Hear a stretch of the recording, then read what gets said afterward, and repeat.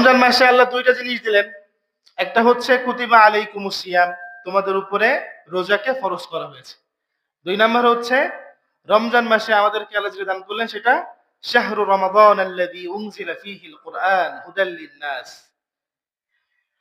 ওয়া বাইয়িনাতিন মিনাল হুদা ওয়াল ফুরকান।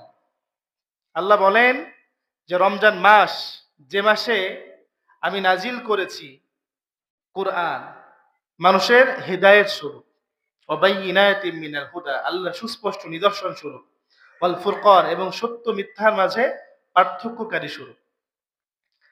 রমজান মাসে আল্লাহ দ্বিতীয় যেটা দিলেন সেটা কি? কোরআন। এই কোরআন আল্লাহ কাদের জন্য দিয়েছেন? আপনার জন্য, আমার জন্য। আপনি যেই হন না কেন, আপনার কাছে আল্লাহ কোরআন পাঠিয়েছেন, যদি আপনি মানুষ হয়ে থাকেন। কারণ হুদাল্লিন নাস, নাস মানে কি? সমগ্র মানুষ। সব মানুষের কাছে আল্লাহ এই কোরআন পাঠিয়েছেন। আপনিও আছেন ওর মধ্যে, আমিও আছি। উদাহরণ স্বরূপ বলি, বর্তমান আমাদের দেশের সরকার প্রধান যাকে ধরা হচ্ছে, প্রধান উপদেষ্টা ডক্টর মোহাম্মদ ইউনূস, তিনি এলাকার চেয়ারম্যানের মাধ্যমে আপনার কাছে একটা চিঠি পাঠালেন। আপনি লেখাপড়া জানেন না, চিঠির অর্থ আপনি বুঝতেছেন না। আপনি কি ওই চিঠিটা চুমু খেয়ে আলমারিতে তুলে রাখবেন? হুম? এই বাংলাদেশে ধরলাম 16 কোটি মানুষ আছে। 16 কোটি মানুষের মধ্যে ডক্টর মোহাম্মদ ইউনূস কার কাছে চিঠি লিখছে? আপনার কাছে চিঠি লিখছে। তো আপনি ওই চিঠিটা পেয়ে কি করবেন? আমি পড়তে পারি না, তো চুমু খেয়ে আলমারিতে তুলে রাখলাম, লাভ আছে? কাজ হবে? কি করতে হবে? তো আমি পড়তে পারি না, ভালো কথা, পড়া শিখতে হবে। যদি গোপন করে থাকে কেউ জানবে না, তাহলে আমার শিখে নিতে হবে। অথবা শিখতে না পারলেও যে পড়তে পারে তার কাছ থেকে পড়ে নিতে হবে, তাই না? ডাক্তার ইউনূস বলো নাকি আল্লাহ বলো? এই প্রশ্ন সাজে না তো। কোথায় কি বলে না, ছাগলের নাদি, কোথায় শেখ সেদের, কোথায় ছাগলের নাদি, কোথায় ডাক্তার ইউনূস আর কোথায় আল্লাহ? সাজে না। তারপরে বলতেছে আল্লাহ বলো নাকি ডাক্তার ইউনূস বলো?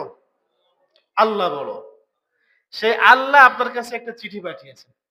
আপনি ডাক্তার ইউনূসের চিঠি পড়ার জন্য, যে পড়তে পারে তার কাছে গেলেন। আল্লাহ যে চিঠি পাঠিয়েছেন সেটা শেখার জন্য কার কাছে গেছেন বলেন?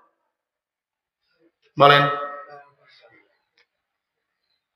এইবার এই প্রশ্ন আমি না করে যদি আল্লাহ করে, যে আমি চিঠি তো কারো কাছে লিখিনি, আর ভালোবাসছি তোকে, খাওয়াইছি, পড়াইছি, আমার দেওয়া চোখ, আমার দেওয়া সময় কাজে লাগাইছো, অথচ আমি যে চিঠি তোমাকে দিছি তুমি সেটা গ্রহণ করলে না কেন, করলে না কেন? কি উত্তর দেবেন? কার কার উত্তর মুখস্থ আছে? হাত তোলেন। আছে? উত্তর দেওয়া যাবে? আল্লাহ তো আপনার আমার হেদায়েতের জন্য কোরআন দিলেন, পড়লেন না কেন, শিখলেন না কেন? এই প্রশ্নের উত্তর কে দেবে বলে? কোরআন কি ভাঁজ করে আলমারিতে তুলে রাখার জিনিস? হ্যাঁ? মরা ব্যক্তি মরে যাবে, তার পাশে বসে বসে তেলাওয়াত করার জিনিস? হেফজখানা থেকে হাফেজদেরকে ডেকে এনে বাড়িতে সুরলিত কণ্ঠে তেলাওয়াত করে গোশ ভাত খাওয়ার নাম জন্য কোরআন দিয়েছেন আল্লাহ তাআলা? কেন দিয়েছেন? পথ দেখানোর জন্য, হেদায়েত স্বরূপ। আপনি যদি কিয়ামত পর্যন্ত কোরআন মানে শুধুমাত্র মৃত ব্যক্তিকে শোনায় যান, হ্যাঁ আর সওয়াব আছে, যে কোরআন তেলাওয়াত করলে আলাদা একটা সওয়াব আছে, কিন্তু যে উদ্দেশ্যে আল্লাহ দিয়েছেন সেই উদ্দেশ্য পড়তে হাসিল হবে? শিখতে হবে না, জানতে হবে না যে আমার আল্লাহ কি বলছেন না এই কোরআনের মধ্যে আমাকে? যেই কোরআন নাজিল হওয়ার কারণে লাইলাতুল কদর হলো, যে কোরআন নাজিল হওয়ার কারণে লাইলাতুল কদর এক রাত 1000 মাসের চেয়ে বেশি হয়ে গেল, 83 বছরের থেকে বেশি দামি হয়ে গেল। সেই কোরআনের পাওয়ার কত বেশি একবার চিন্তা করে দেখছেন? আল্লাহ বলছেন লাউ আনজালনা হাদাল কুরআন আলা জাবালিন লা রাআইতাহু খাশিআন মুতাসাদ্দিআন মিন খাশিয়াতিল্লাহ। যদি এই কোরআন আমি পাহাড়ের উপর নাজিল করতাম, তুমি দেখতে পাহাড় আল্লাহর ভয়ে থরথর থরথর করে কাঁপত।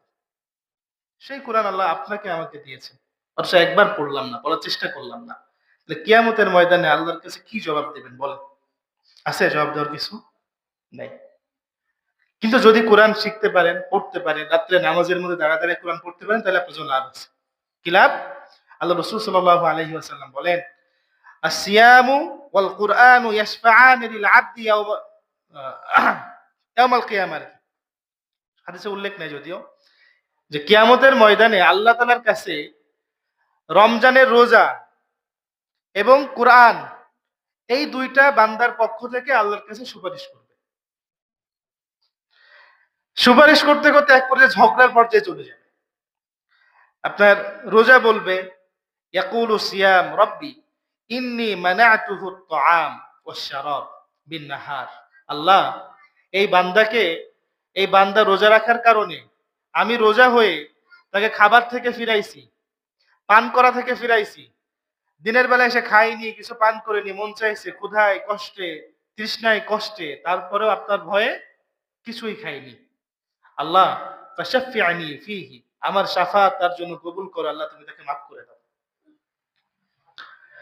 এবার কোরআন আসবে, ইয়াকুলুল কোরআন, কোরআন বলবে রব্বি মানাতুহুন নাওমা বিল লাইল।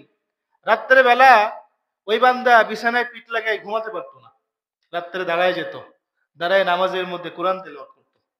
রাত্রে বেলা না ঘুমায়ে বা অল্প একটু ঘুমায়ে কি করছে, নামাজে দাঁড়ায় দাঁড়ায় কোরআন তেলাওয়াত করতো, কোরআন পাঠ করতো। ফাশাফি'নি ফীহি, আল্লাহ তার ব্যাপারে আমার সুপারিশ গ্রহণ করো, তুমি তাকে মাফ করে দাও। ফলাফল কি হবে জানেন? ফায়াশফাআনি, এই দুই জনের সুপারিশই আল্লাহ পাক রব্বুল আলামিন কবুল করবেন। রোজার সুপারিশও কবুল করবেন, কোরআনের সুপারিশও